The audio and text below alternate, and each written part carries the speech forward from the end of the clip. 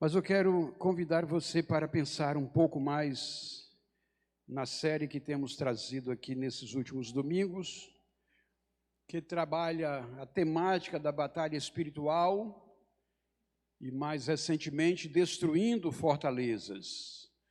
Hoje vamos pensar neste tema, quebrando influências de uma geração para outra.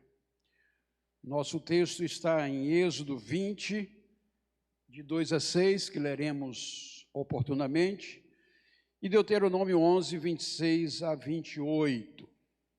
Convido você para orar mais uma vez. Pai, que a palavra desta noite tenha lugar no coração de cada pessoa e que eu seja apenas instrumento da glória do Senhor nesse lugar. Em nome de Jesus. Amém. Amém. Quebrando influências de uma geração para outra. Antes de trazer exatamente o que eu preparei para esse momento, me veio agora uma lembrança de uma situação em que nós estávamos numa vigília na igreja anterior em que eu pastoreei, lá na Bahia, em Alagoinhas, e naquela vigília teve um irmão que trouxe um estudo sobre a questão da maldição hereditária, dentro de uma linha que vinha tomando conta de algumas igrejas no Brasil naquele momento. E eu me lembro que ao final da palavra dele eu não consegui me conter e levantei para mostrar biblicamente a correção daquilo que estava sendo pregado naquela ocasião, para evitar que as pessoas ficassem com uma mensagem deturpada na sua mente sobre esse tema. Mas eu sei que tem muita gente que acredita na maldição hereditária no sentido de que uma vez assim, sempre assim.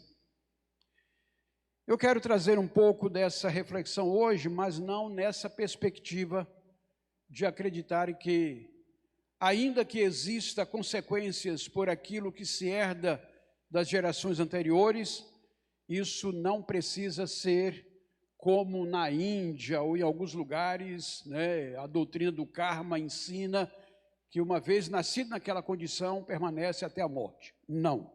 Então, já de saída, eu quero deixar claro que não acredito nessa perspectiva de uma maldição hereditária em que a pessoa não tenha a oportunidade de ter o curso da sua história modificada. Eu creio que o Deus que restaura, restaura também a história e a vida das pessoas.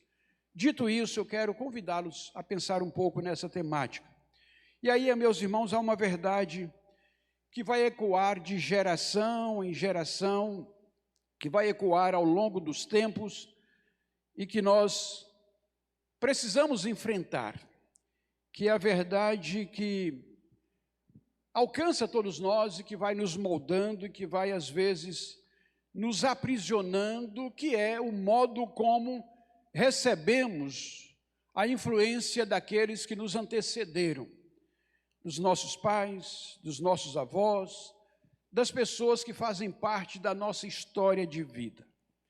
Quando nós olhamos para as nossas vidas e quando nós olhamos para os padrões que repetimos, quando nós analisamos as feridas que carregamos, para os medos que nós herdamos, nós precisamos entender que não estamos apenas lidando com as nossas decisões. Elas estão, na verdade, eivadas de influência de uma herança espiritual que vai atravessar as gerações, que vai atravessar uma corrente invisível. E às vezes a influência vem por meio daquilo que é o ambiente que se constrói. Outro dia eu trouxe aqui o recorte de um filme, né? Aquele filme O Diabo Veste Prada, em que eu mostrei naquele recorte como as decisões tomadas nas salas de moda pelos estilistas influenciam a roupa que você usa, influenciam o comportamento como você se porta na sociedade, porque alguém lá atrás está decidindo o que você vai usar na próxima estação, como você vai sair nos próximos dias a partir daquilo que é decidido ali. Da mesma forma, nós vamos ver muito isso no retiro. Nós temos as redes sociais hoje que moldam o comportamento da nossa juventude, das nossas crianças, nossos adultos. Eu me lembro que estava no culto durante a Assembleia da Convenção agora em Salvador, em janeiro. Eu estava no culto de uma igreja e fui visitar um amigo meu no domingo pela manhã. E enquanto eu estava naquele culto, tinha uma senhora idosa do meu lado, e ela de quando em quando tirava o celular da bolsa, consultava, via algumas coisas e colocava de volta. E ela fez isso várias vezes durante o culto. Aí eu fiquei pensando comigo mesmo, na verdade, o celular e as redes sociais não estão moldando só o comportamento das crianças, estão moldando também o comportamento dos idosos, e estão mudando o modo como as pessoas lidam com o dia a dia. De modo que as influências, elas permeiam as nossas vidas, sejam influências que venham dos nossos antepassados, ou sejam influências do ambiente em que nós estamos vivendo. Então, nós estamos enfrentando esse tipo de herança que nos acompanha. Mas, meus irmãos, a boa notícia é que o Espírito de Deus, ele atua nas nossas vidas para quebrar certas influências negativas também. E a presença do Espírito de Deus na nossa vida, nesse lugar hoje à noite, há de trazer luz ao coração de alguns que, porventura, precisem ouvir esta palavra. Não é por força, não é por uma ação agressiva, mas é sobretudo pelo poder de Deus que em nós atua, que faz com que certas influências sejam quebradas e a realidade seja mudada. Primeiro vejamos a realidade da herança espiritual, conforme está em Êxodo, capítulo 20, versículos 1 a 6. Eu vou pedir para exibir esse texto e nós vamos ler todos juntos. Vamos juntos aí? Façam a leitura comigo. Então Deus falou todas estas palavras. Eu sou o Senhor, seu Deus, que eu tirei da terra do Egito, da casa da servidão. Não tenha outros deuses diante de mim. Não faça para você imagem de escultura, nem semelhança alguma do que há em cima no céu, nem embaixo na terra, nem nas águas, nem debaixo da terra. Não adore essas coisas, nem preste culto a elas, porque eu, o Senhor seu Deus, sou Deus zeloso, que visito a iniquidade dos pais nos filhos, até a 3ª e 4ª geração daqueles que me odeiam, mas faço misericórdia até 1000 gerações daqueles que me amam e guardam os meus mandamentos. Percebam, meus irmãos, a seriedade dessas palavras. Visito a iniquidade dos pais nos filhos. Isso não é uma maldição arbitrária, é uma realidade espiritual. Quando os nossos pais servem a ídolos, e ídolos aqui é tudo aquilo que ocupa o lugar de Deus, isso faz com que nós também sejamos influenciados. Por exemplo, nós temos aí o ídolo da ganância, o ídolo do poder, o ídolo da luxúria, do medo, da amargura. Essas influências não desaparecem, elas se transmitem, elas passam de uma geração para outra. Um pai que serviu ao ídolo da ganância pode gerar um filho obcecado por segurança financeira. Uma mãe que serviu ao ídolo do controle pode gerar filhos que lutam com ansiedade. Um avô que serviu ao ídolo da raiva pode deixar um legado de explosões emocionais que atravessam 3 gerações. Mas note, meus irmãos, algo crucial. Deus não está sendo injusto, ele está sendo honesto. Ele está dizendo: eu vejo as consequências do pecado, elas não terminam com você. Você, pai, você que é mãe, precisa ouvir essas palavras. As consequências dos seus pecados não terminam em você. E aí eu trago à sua lembrança o comportamento de Davi, homem segundo o coração de Deus. Pecou, pecado grave. As consequências acompanharam a família. Deus o restaurou, Deus o perdoou, mas as consequências acompanharam sua família, os seus filhos. É preciso fazer escolhas que nos libertem. E Deuteronômio 11, 26 a 28 nos traz essa proposta. Verso 26 de Deuteronômio, capítulo 11, diz: eis que hoje eu ponho diante de vocês a bênção e a maldição.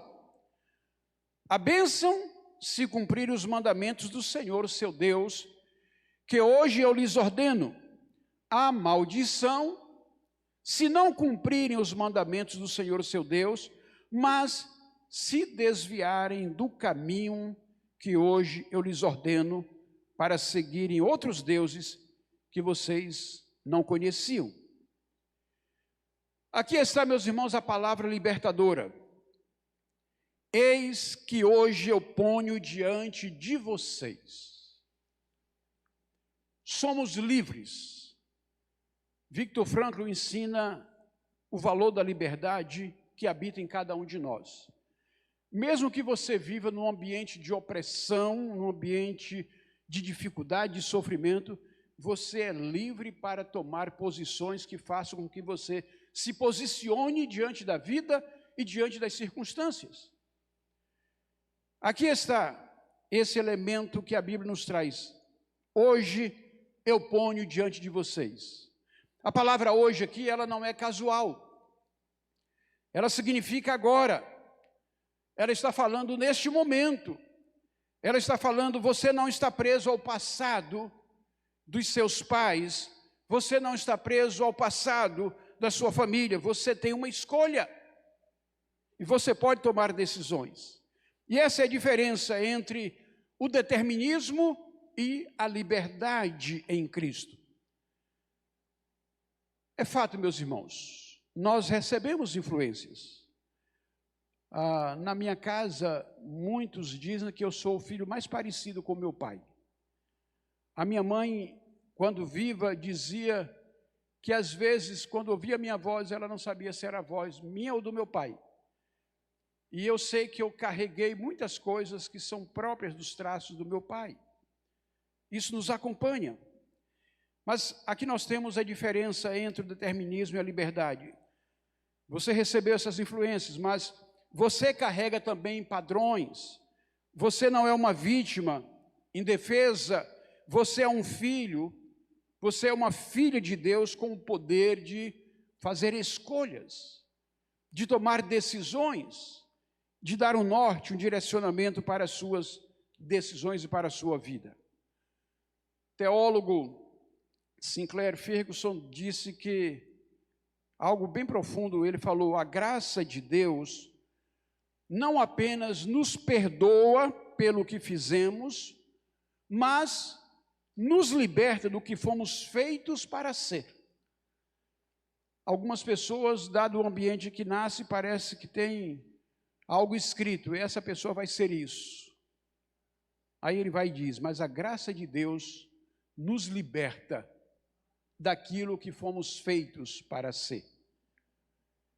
Há histórias que mostram que pessoas que nascem num ambiente de marginalidade, num ambiente de violência, de agressividade, muitas delas tendem a replicar aquele ambiente. Mas daquele ambiente saem pérolas preciosas, saem homens e mulheres que fazem diferença na vida, porque simplesmente não aderem àquilo que o ambiente lhes imprime. Olhe para o exemplo de Daniel e seus amigos. Eles saem da sua terra contra a vontade deles, ainda muito jovens, talvez da idade de alguns dos nossos adolescentes aqui. Eles são levados para a Babilônia, uma terra idólatra, pagã. E aqueles jovens, ainda muito novos, decidem não se contaminar com as iguarias do rei. Porque eles perceberam logo na chegada que as iguarias do rei eram oferecidas aos ídolos. E eles não queriam compactuar com aquilo.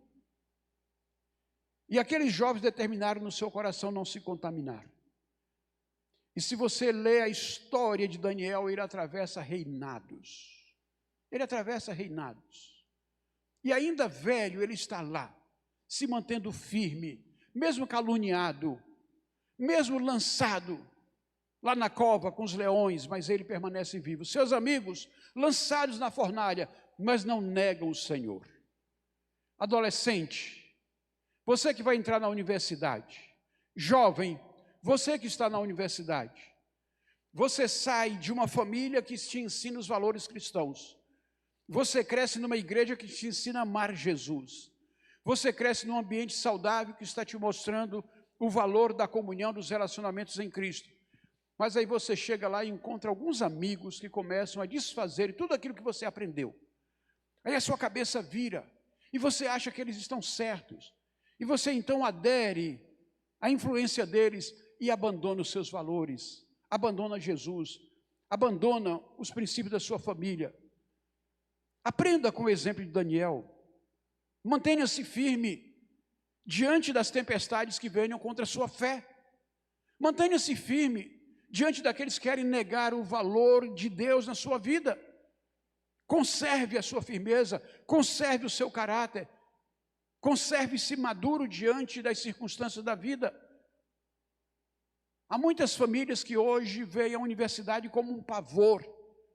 Nós precisamos preparar os nossos filhos a partir dos nossos lares, das nossas igrejas, para que eles entrem e saiam com a mente de Cristo. E não ficar com medo de lançá-los na Babilônia dos nossos dias.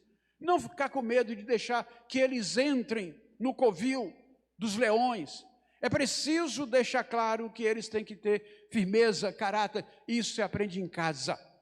Isso se aprende com a mãe, com o pai que abre a Bíblia, que lê, que ora, que coloca o joelho no chão para clamar a Deus juntamente com seus filhos. Eles levam isso consigo.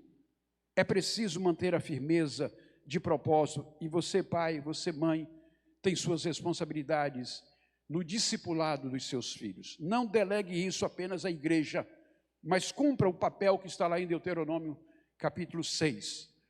Ensina no caminho. Meus irmãos, Deuteronômio nos mostra que é perfeitamente possível quebrar essa sequência. E aí há 3 passos para quebrar a corrente. Primeiro passo, reconhecimento honesto. Precisamos nomear a influência. Muitos de nós vivemos negando. Meu pai era assim, mas eu não sou. Minha mãe tinha esse problema, mas eu superei. Meus irmãos, enquanto negar, não haverá cura. Enquanto negar, não haverá quebra da corrente. É preciso lidar com essa realidade em que há influências que estão pesando sobre você. Reconhecimento honesto significa olhar para os padrões que você repete, identificar de onde vieram, confessar que você também serviu a esses ídolos, admitir que sozinho você não consegue se libertar. Por isso é preciso constituir uma mentoria mais madura. É preciso que você, jovem, olhe dentro da igreja e veja aquele irmão que é firme na fé, aquele irmão que tem uma percepção saudável da religião, da sua vida com Deus, e chegue para esse irmão mais adulto, mais maduro e diga: meu irmão, eu quero que você seja o meu mentor, eu quero que você caminhe comigo, eu quero que você seja o meu discipulador. Você aceita? Vocês, jovens, procure os mais adultos nessa perspectiva. Você, adolescente, procure os jovens que você vê maturidade espiritual para isso, mas não ande sozinho. Isso, meus irmãos, leva uma atitude de quebrantamento. E quebrantamento é o começo da libertação. O Salmo 51:17 diz: os sacrifícios para Deus são o espírito quebrantado. A um coração quebrantado e contrito não desprezarás, ó Deus. Então, é preciso honestidade nesse reconhecimento. Em segundo lugar, é preciso confissão e arrependimento. Depois do reconhecimento vem a confissão, não apenas para Deus, mas a confissão que às vezes precisa ser feita a alguém, aquilo que nos afeta, aquilo que nos ofende, que nos machuca, que nos entristece, confessa para alguém.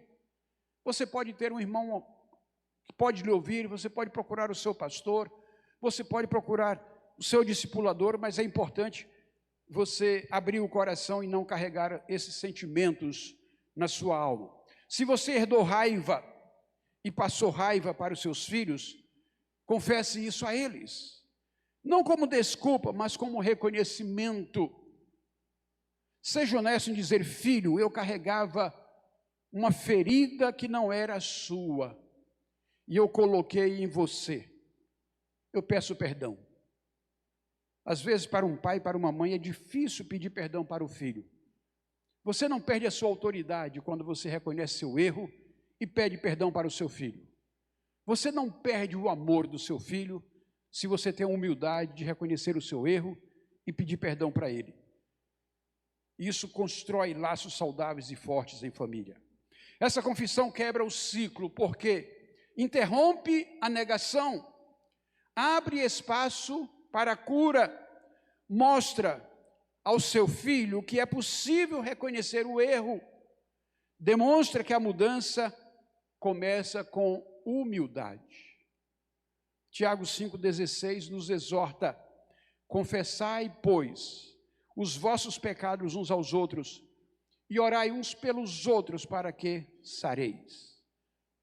Confissão, confissão honesta, confissão sincera, confissão acompanhada de arrependimento, não da boca para fora, mas algo que venha do coração. Em terceiro lugar, para quebrar essa corrente, decisão deliberada e oração intercessória. Você precisa fazer uma escolha deliberada, não uma emoção passageira, não uma coisa qualquer, mas uma decisão. A palavra diz: hoje eu coloco diante de vocês, escolham. Josué, quando chega na sua velhice e já tomou posse da terra, está lá com os seus, reúne o povo e diz: olha, vocês precisam fazer uma escolha. Ou vocês decidem seguir os deuses aos quais os pais de vocês seguiram, ou vocês decidem seguir o Senhor. Eu já fiz a minha escolha, eu e a minha casa serviremos o Senhor. E aquela geração tomou a decisão com Josué e seguiu o Senhor. Mas a Bíblia diz que aquela geração passou e levantou uma nova geração que não conhecia o Senhor. Você percebe o quão importante e urgente é preservar a fé e legar para a geração seguinte? Porque se uma geração não passa para a geração seguinte, isso é suficiente para criar uma lacuna. Quando você olha para a realidade de Israel, em que a geração de Josué morreu e não legou a fé, aquela geração que não conhecia o Senhor, veio o que depois? Veio uma geração extremamente humanista, que não queria mais ser liderada por Deus, e pede rei, pede juízes, e aí aquela geração começa a bater cabeça, e a coisa não vai adiante, e eles passam séculos e séculos andando em círculo, e não prosperam, porque as coisas andam para trás, e levanta alguém que não conhecia Deus, e pratica coisas más. Então, você percebe isso, aí você olha, mas será que foi assim mesmo? Olha o exemplo da Europa. A Europa, há pouco tempo atrás, século XVIII, XIX, tínhamos os grandes avivalistas, tínhamos os exportadores missionários, aqueles que iam fazer missões nos outros países. uma geração que pregava o evangelho, que arrebatava multidões, pessoas que com a sua atitude fizeram com que um país inteiro mudasse a sua perspectiva. Isso aconteceu na Suíça, isso aconteceu na Inglaterra, pregadores de Deus que ao pregar pessoas se convertiam. Há biografias que diz que quando um pregador passava, a gente que estava nas tavernas bebendo, elas desmaiavam, elas ficavam tomadas por um temor a Deus profundo. Então, aquela geração viveu isso, mas aquela geração não discipulou a geração seguinte. E aí nós temos hoje uma Europa em que muitos são pós-cristãos e que estão sendo invadidos pelo Islã, que estão sendo dominados pelo Islã, e aí vem uma religião que não tem nada a ver com Deus, que em nome de Deus faz as maiores atrocidades e que está lá, destruindo a Inglaterra, destruindo a França, destruindo países desenvolvidos como Noruega, e que está avançando para a América, para o Ocidente, avançando para os Estados Unidos, elegeu o prefeito da maior cidade dos Estados Unidos, Nova York, está elegendo prefeitos de grandes cidades dos Estados Unidos, e se não abrir os olhos, daqui a pouco são dominados pelo Islã, porque eles têm propósito. Eles avançam não como uma religião, eles avançam com religião e política, e a política deles é povoar. Por isso não há política de natalidade, de contenção da natalidade entre eles, para que tenha-se muitos filhos. As mulheres são tratadas como objeto, de reprodução. Então você vê algumas imagens do Irã, antes da Revolução de 79, mulheres livres, mulheres vivendo sem o véu, mulheres com toda a expressão, e depois como elas perderam a liberdade. Então, se o cristianismo ficar nessa coisa morna de achar que o descrente vem para a igreja e vai se converter, e o crente não tirar o fundo da cadeira para ir evangelizar, para ir discipular, para transformar as pessoas onde elas estão, o Islã daqui a mais um século domina o Brasil, domina o Ocidente, e aí a vaca já foi para o brejo. É preciso despertar para o fato de que as nossas escolhas decidem como será o amanhã. Por isso, eu me preocupo com a geração de jovens que está entrando nas universidades, com a cabeça sem um preparo bíblico e que são cooptados por esse ambiente e, em lugar de exercer influência, são influenciados.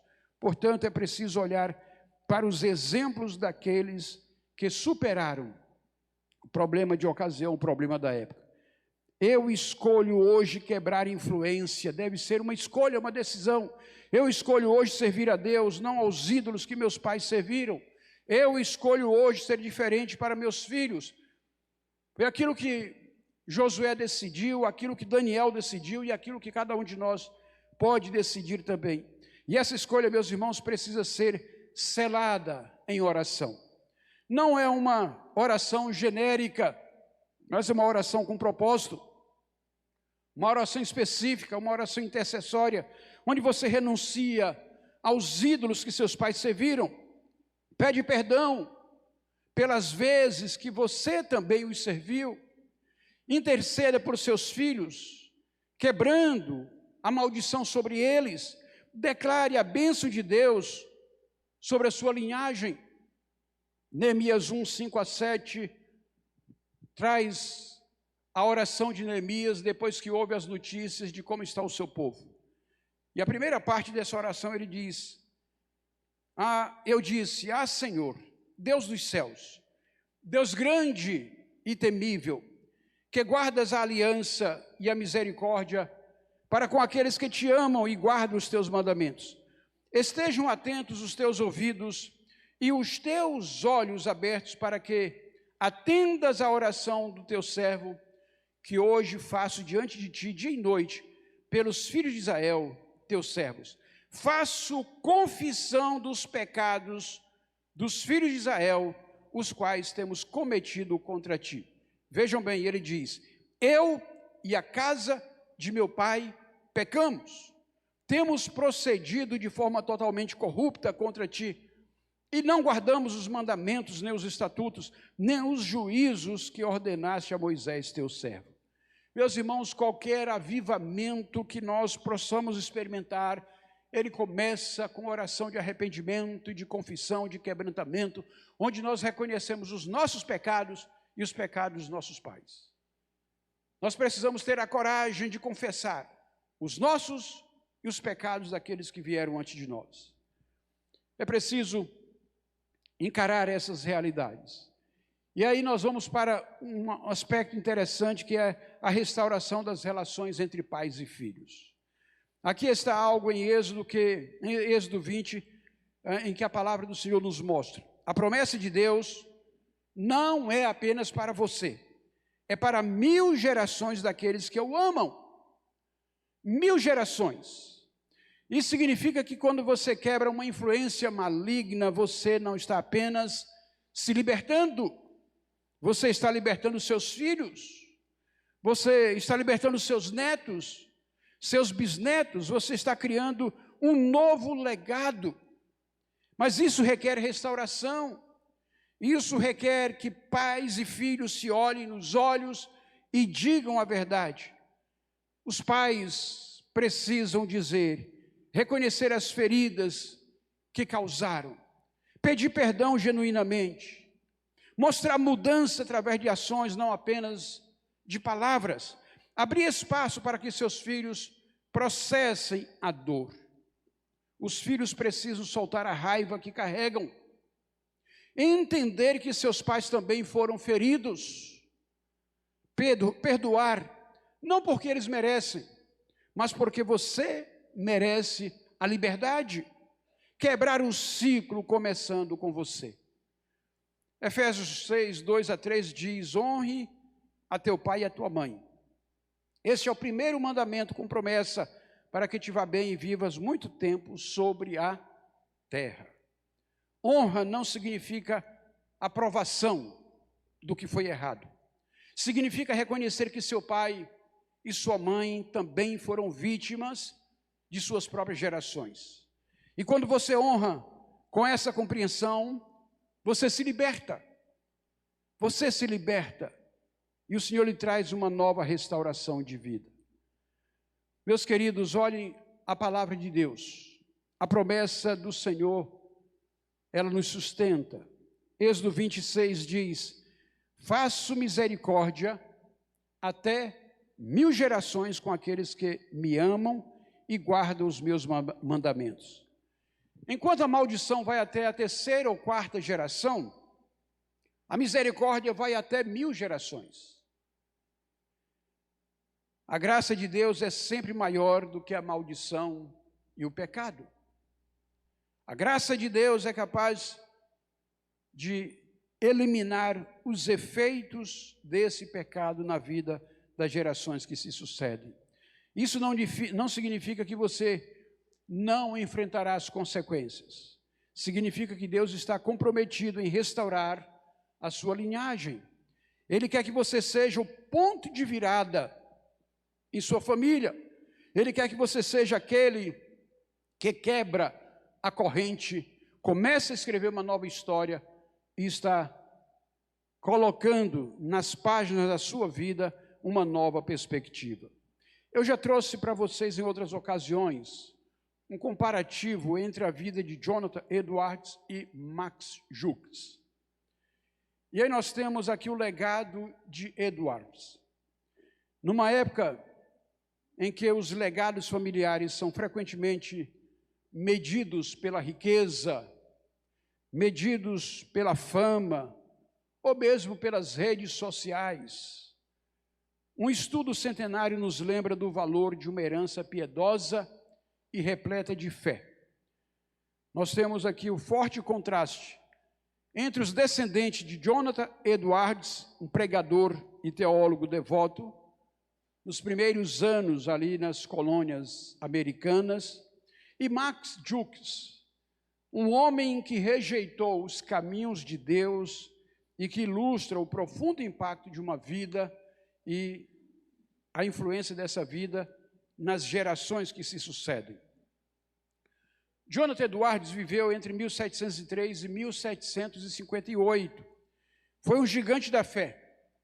Uma das grandes mentes teológicas da sua geração que tem influenciado outras gerações. uma figura-chave no grande despertar americano. Edwards pastoreou igrejas em Massachusetts e mais tarde serviu como presidente do colégio que hoje deu origem à Universidade de Princeton, College of New Jersey. O seu sermão, Pecadores nas Mãos de um Deus Irado, foi uma mensagem catalisadora proferida durante o primeiro grande despertar, enfatizando a soberania de Deus e a necessidade do arrependimento pessoal. Casado com Sarah Piperton, uma crente devota, Edwards teve 11 filhos. Criou-os no lar cristão, à base de oração, leitura da Bíblia e disciplina firme. Em 1900, o educador americano Winship resolveu fazer o levantamento da herança de Edwards ao longo de 5 gerações.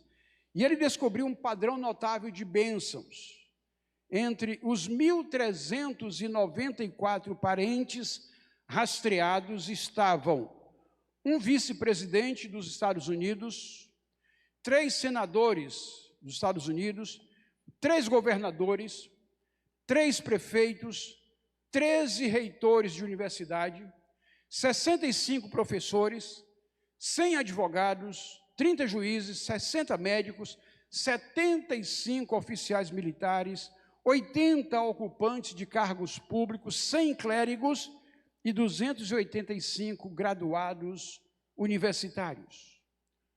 O legado de Edwards produziu líderes que moldaram o panorama moral e intelectual da América, das universidades aos tribunais. A família Edwards é um testemunho de fidelidade de Deus quando o priorizamos, observou o historiador George Marsden. Em sua biografia, ele fala isso a respeito de Edwards. A família dele é um testemunho de fidelidade a Deus quando nós o priorizamos. Agora vejam o legado de Max Jukes. Um outro estudo sociológico de 1877, um pesquisador chamado Richard Dugdale, ele traçou a linhagem de Max Jukes, que é um pseudônimo para um indivíduo real, nascido por volta de 1720 em Nova York. Ele é descrito como um homem jovial, porém ocioso, que rejeitava a educação, a religião e o trabalho estável. Este vivia em uma cabana isolada e constituiu família marcada pela pobreza, pelo crime e pela disfunção social. O pesquisador rastreou 1.200 descendentes ao longo de 5 gerações e encontrou o seguinte: 7 assassinos, 60 ladrões, 150 condenados, 190 prostitutas, 310 indigentes, 440 alcoólatras e 300 mortes prematuras. Isso custou ao Estado de Nova York cerca de $1.250.000 em despesas legais e de assistência social. O contraste entre os dois foi popularizado em um estudo feito em 1900, intitulado Jukes Edwards, um estudo sobre educação e hereditariedade. Ele enfatizou a chamada regra das 5 gerações da influência parental. Esse estudo, meus irmãos, mostra as influências, e muito mais do que estatística, a influência de um e de outro. A fé de Edwards plantou semente que florescem por séculos, escreveu o seu biógrafo, atribuindo a diferença à educação, ao ambiente e à herança espiritual. O contraste entre os dois demonstra a profunda influência que os pais exercem sobre suas famílias por gerações. As orações diárias e o ensino bíblico na família de Edwards capacitaram seus filhos e impactaram positivamente a sociedade, enquanto a negligência de Jukes perpetuou um ciclo de pobreza e de criminalidade. Numa época em que o modelo cristão de vida familiar está sob ataque, investir no crescimento espiritual de nossos filhos, investir no amadurecimento dos nossos netos, por meio da oração, da leitura da palavra, do exemplo piedoso, pode constituir um legado de bênçãos para as gerações seguintes. Portanto, não nos furtemos às nossas responsabilidades com as gerações seguintes.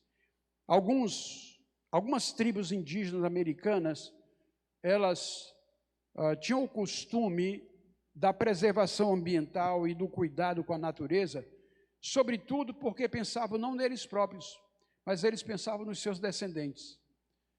E aí, de repente, aqueles chamados povos bárbaros têm mais consciência do que o chamado homem civilizado em vários aspectos, não é? Meus irmãos, eu quero caminhar para o encerramento com um convite à ação. Enquanto você sai daqui, eu quero convidá-lo a fazer algo específico. Primeiro, identifique uma influência que você herdou e que precisa ser quebrada. Seja honesto consigo mesmo. Segundo, confesse isso a Deus, não em silêncio, mas em voz alta, porque há poder em nomear as coisas e apresentar ao Senhor. Terceiro, se você julgar apropriado, confesse isso para alguém que foi afetado por essa influência. Um pai, um filho, um cônjuge. Em quarto lugar, faça uma oração de renúncia e de bênção. Renuncie ao ídolo. É o quê? A amargura está lá no seu coração? É um ídolo. É o quê? É baixa autoestima. Identifique esse padrão. Vê se isso vem de alguém lá da sua família e você herdou isso. É medo. É ansiedade. Identifica. Procura fazer um levantamento para descobrir a origem disso. E confessa ao Senhor. E renuncia a isso. E comece a escrever uma nova história na sua vida. Comece a escrever uma nova página na sua vida. Você não precisa carregar o peso das gerações passadas.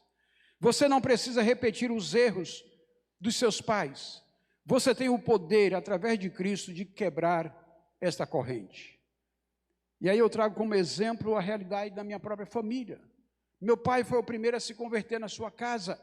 Criou seus filhos no Evangelho.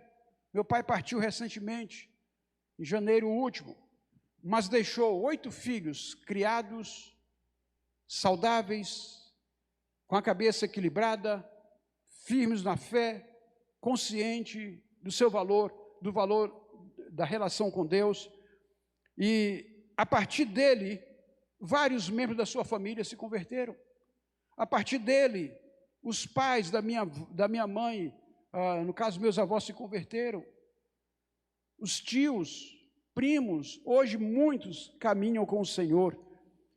De modo que uma decisão influencia não só sua casa, mas influencia a família. Por isso, Paulo disse para aquele homem lá em Filipos: creia no Senhor Jesus Cristo, seja batizado, você e a sua casa. Temor ao Senhor, isso traz mudança de vida. Irmãos, a batalha espiritual que nós enfrentamos não é apenas contra a carne e contra o sangue. É contra as fortalezas que foram construídas em nossas famílias ao longo de gerações. Mas a vitória, ela já foi conquistada na cruz. Em Cristo há vitória e há libertação para aquele que crê. Jesus veio para nos libertar, não apenas do pecado, mas das consequências do pecado. Não apenas de nossas próprias escolhas, mas das escolhas dos nossos pais. Hoje você pode ser livre. Como diz a palavra, hoje eu coloco diante de você caminho de bênção e caminho de maldição. O que é que você vai escolher? Hoje você pode ser livre. Hoje você pode quebrar a corrente. Hoje você pode começar um novo legado. Que o Senhor nosso Deus dê a cada um de nós a coragem para enfrentar a verdade, a graça para perdoar e a força para fazer as escolhas que vão abençoar a nós, nossa casa e as gerações seguintes. Amém? Que o Senhor tenha misericórdia de nós, meus irmãos. Vamos orar ao Senhor. Eu convido você para se colocar em pé.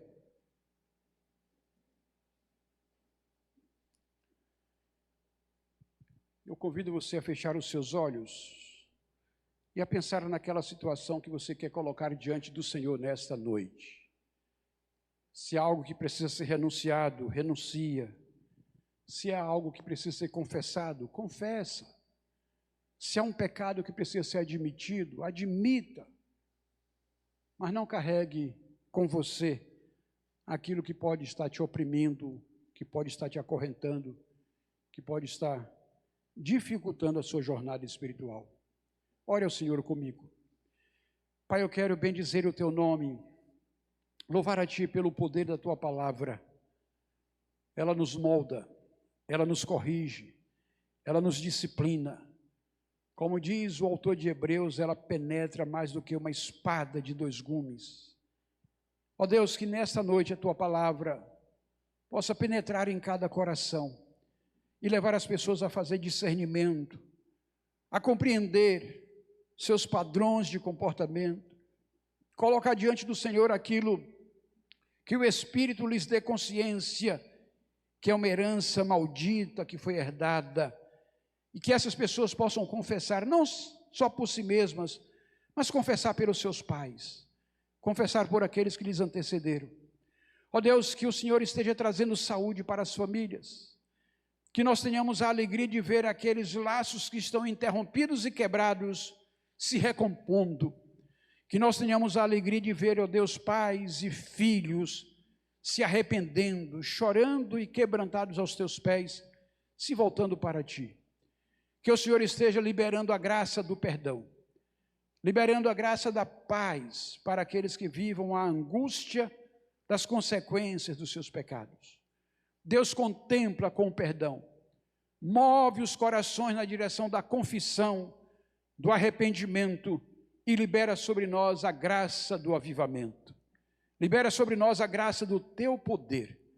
Visita cada coração nessa noite e transforma, Senhor, realidades familiares e que tudo seja para o louvor da tua glória, para a honra do nome de Jesus. Amém.